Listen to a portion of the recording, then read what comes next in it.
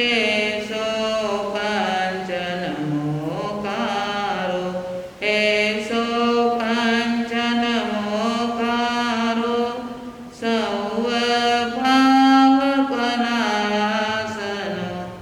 मंगलाणं च सौवेशे पडमं हवये मंगलम्। मंगलाणं च सौवेशे पडमं हवये मंगलम्। बोलो महावीर स्वामी की जय, बोलो महावीर स्वामी की। घट घट के अंतर यामी की, घट घट के अंतर यामी की जय, बोलो महावीर स्वामी की जय हो। विजय हो शासनाधिपति प्रभु महावीर के। परम आदरणीय परम वंदनीय पूज्य गुरुदेव एवं गुरुनी जी महाराज साहब के श्री चरणों में कोटि वंदन। परम आदरणीय वात्सल्य स्नेही आगम तत्व चिंतिका कोटा संघ प्रवर्तनी परम विदुषी पूज्य प्रकाशकर जी महाराज साहब के श्री चरणों में कोटि वंदन। धर्मानुरागी बंधुओं, माताओं एवं बहनों, महान पर्व की आराधना का बड़ा सुंदर आयोजन वर्धमान स्थानकवासी जैन श्रावक संघ के तत्वाधान में सर्व संपन्न होने जा रहा है। इस महान पर्व की आराधना, इस महान पर्वादिराज पर्युषण पर्व का आगमन अति शीघ्रता से सर्व संपन्न होने जा रहा है। प्रतिवर्ष इस पर्व की आराधना खूब उत्साह और बड़े धूमधाम से मनाई जाती है।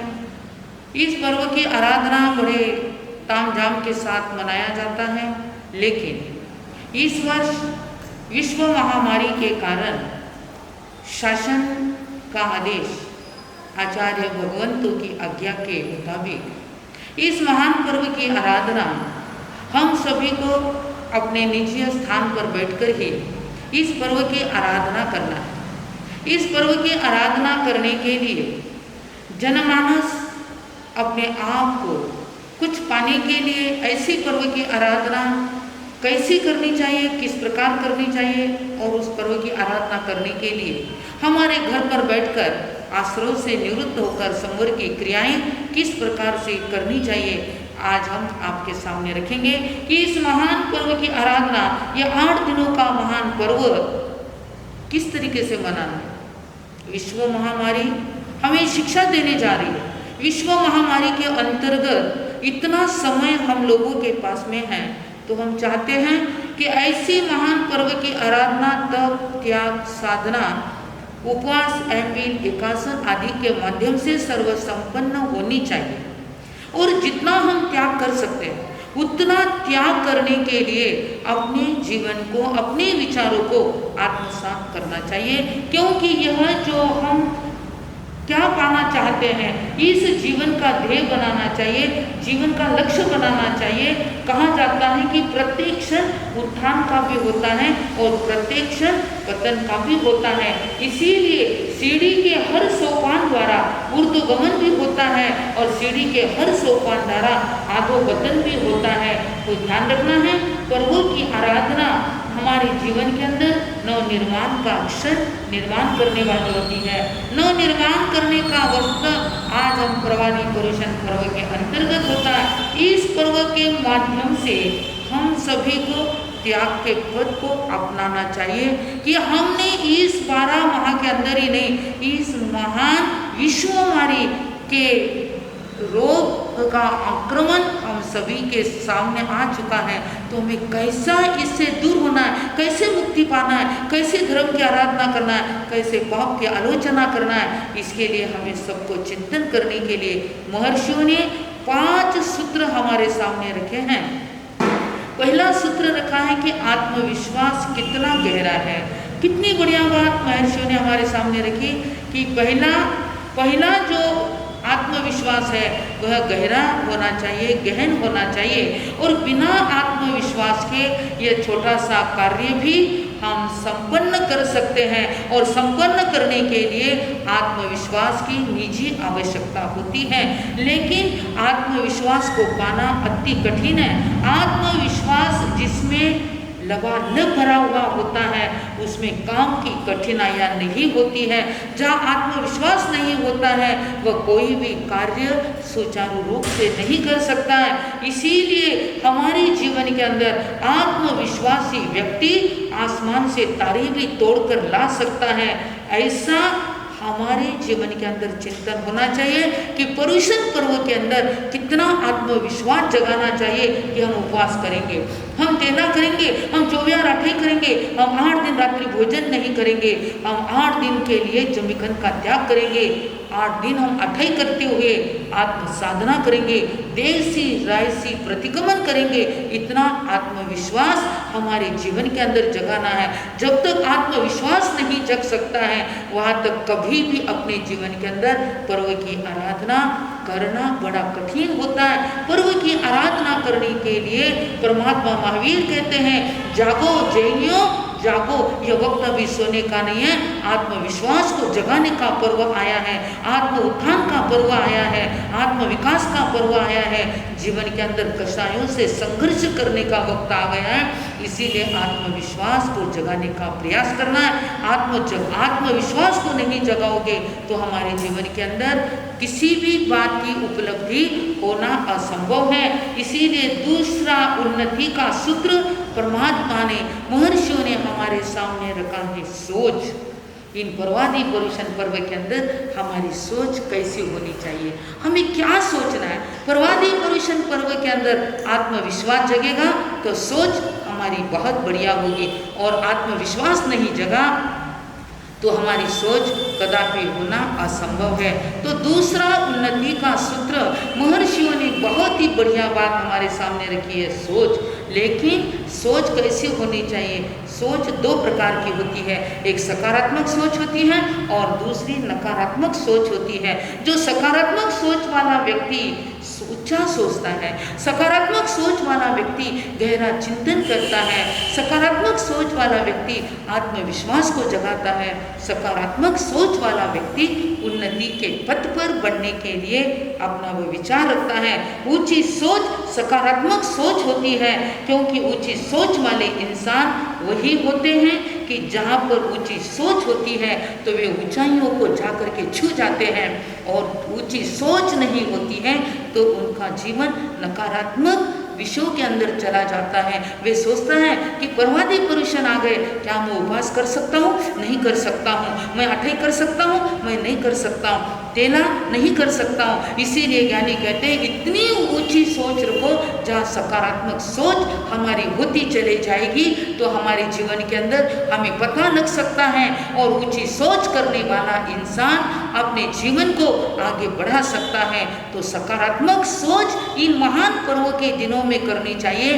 देखिए, यह ऊंचाई ऐसी आई है, यह विश्व महामारी इस प्रकार से आई है जो परिवार से मिलने के लिए ऊंची सोच का निर्माण कर दिया। बच्चों को टाइम देने के लिए इस महान समय ने हमें निर्धारित कर दिया, हमारा लक्ष्य बना दिया कि हमारे जीवन के अंदर सदैव ऊंची सोच रखनी चाहिए, और जहाँ ऊंची सोच होती है वही इंसान ऊंचाइयों के शिखर पर चढ़ जाता है।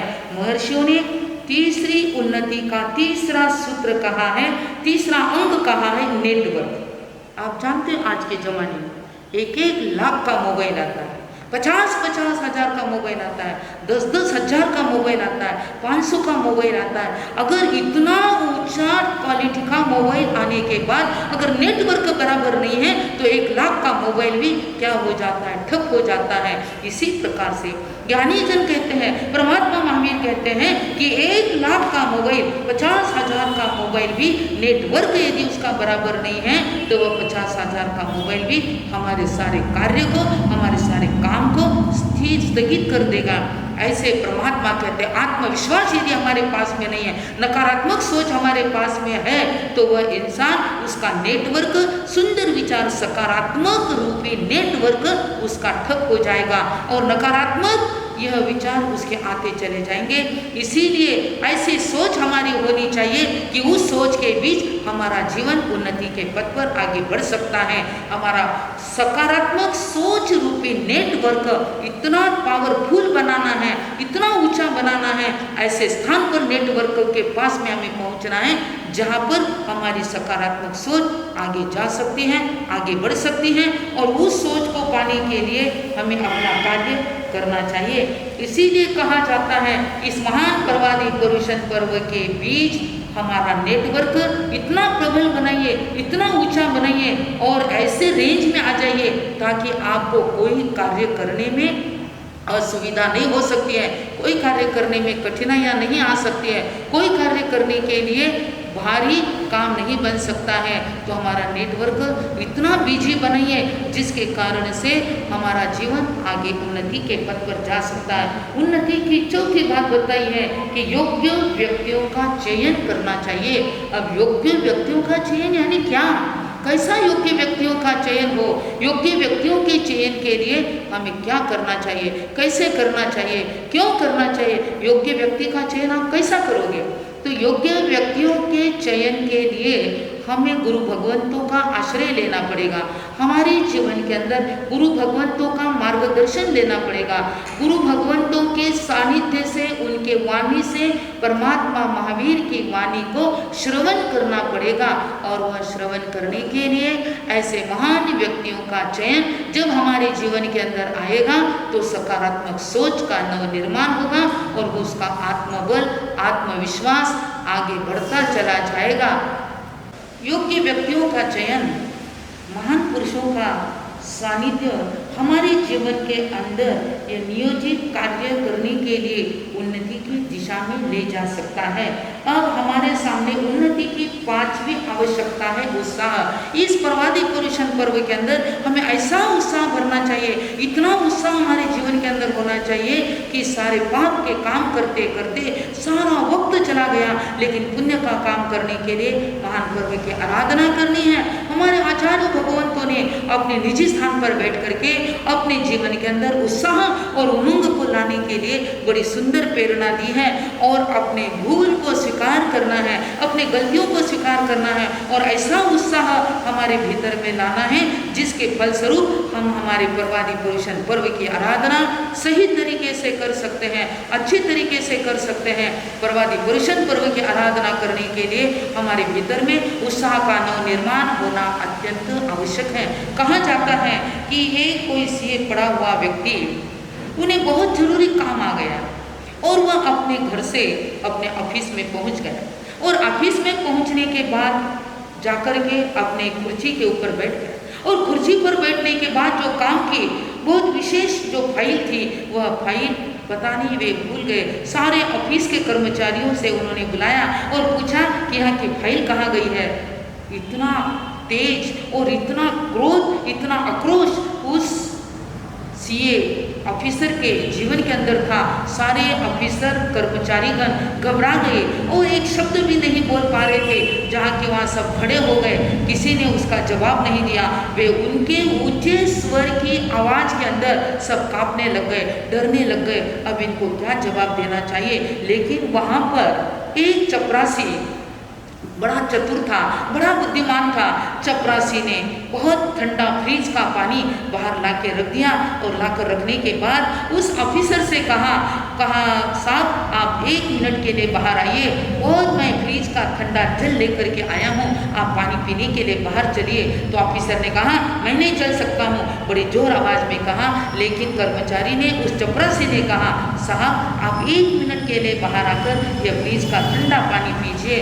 आप उनको मजबूरी हो गई और वे उनके कहे अनुसार बाहर पहुंच गए और बाहर जाने के बाद जब उनको फ्रिज का पानी पीने के लिए दिया और इधर वह चतुर चपरासी दौड़ करके आता है और साहब के कुर्सी के ऊपर पड़ा हुआ फाइल उठाता है और उनके मेज पर रख देता है। और रखने के बाद वह पानी पी के जब साहब अंदर आते हैं और अंदर आने के बाद पूछा साहब क्या यही है यह आपका यही फाइल है क्या?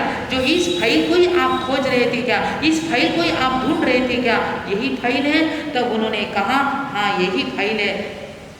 तब उनको पता लग गया कि यह फाइल के ऊपर मैं बैठ गया था और यह फाइल के ऊपर बैठने से यह फाइल किसी को मिली नहीं और उनको आक्रोश आ गया। तो सीए साहब को बड़ा पश्चाताप हुआ और वे अपनी गलती का एहसास करने लग गए कि मैंने बहुत बड़ी भूल कर दी है, मेरी बहुत बड़ी गलती हो गई है। तो इसीलिए कोई ज्ञानी जन कहते हैं, किसी एक शायर ने कहा गलती न करे वह भगवान है, गलती न करे वह भगवान है, गलती हो जाए वह इंसान है, गलती हो जाए वह इंसान है, गलती मालूम हो जाने पर सुधार न करे वह शैतान है, सुधार न करे वह शैतान है। उस ऑफिसर को बड़ा पश्चाताप हुआ और उस पश्चाताप के दो आंसू उनके आंख में आ गए। सारे ऑफिसर, सैनिकों, ऑफिसर, कर्मचारियों को उन्होंने बड़े आक्रोश में बोला, उनसे भी क्षमा मांगी, उनसे कहा भाई ये मेरी बहुत बड़ी भूल हो गई है। तो परमात्मा महावीर भी यही कहते हैं। प्रभाती पर्युषण पर्व का बड़ा सुंदर संदेश हम आपके सामने रखने जा रहे हैं, क्योंकि जीवन के अंदर उन्नति के जो 5 सूत्र आपके सामने रखे हैं, उन 5 सूत्रों का चिंतन करना है, अपने भीतर में उत्साह रखना है। आने वाले 15 तारीख से आपके यहाँ पर भी लाइव पर आपको अंतर्गत सूत्र भी बताया जाएगा। तो अपना समय निकाल करके अंतर्गत सूत्र सुनने का कष्ट करना, देवसी रायसी प्रतिक्रमण करना और अपने जीवन को आगे बढ़ाने के लिए आत्मविश्वास को जगाना है। जब तक तुम्हारा आत्मविश्वास नहीं जग सकता है और सच्ची सोच आपके पास में नहीं आ सकती है, वहाँ तक आपका नेटवर्क बिजी नहीं रह सकता है। आपके नेटवर्क को बिजी रखने के लिए, नेटवर्क को सुरक्षित रखने के लिए तो आपको गुरु भगवंतों का चयन करना पड़ेगा, गुरु भगवंतों के सानिध्य में जाना पड़ेगा। तो उत्साह आपके जीवन में आएगा। ऐसे उत्साह अगर आपके जीवन के अंदर आता रहेगा तो आप इस महान प्रभाती पर्युषण पर्व की आराधना पाप से मुक्ति पा करके, पाप से दूर हटते हुए, पाप का त्याग करते हुए आत्म साधना करोगे, आत्मविश्वास को जगाओगे। और आत्मविश्वास को जगाने के लिए यह गुरु भगवंतों का आलंबन, गुरु भगवंतों का चयन हम सभी को करना है। ऐसे महान पर्व की आराधना करते हुए अपने जीवन को उन्नतिमय बनाना है। इन्हीं मंगल मनीषा के साथ में बोलिए भगवान महावीर स्वामी की जय।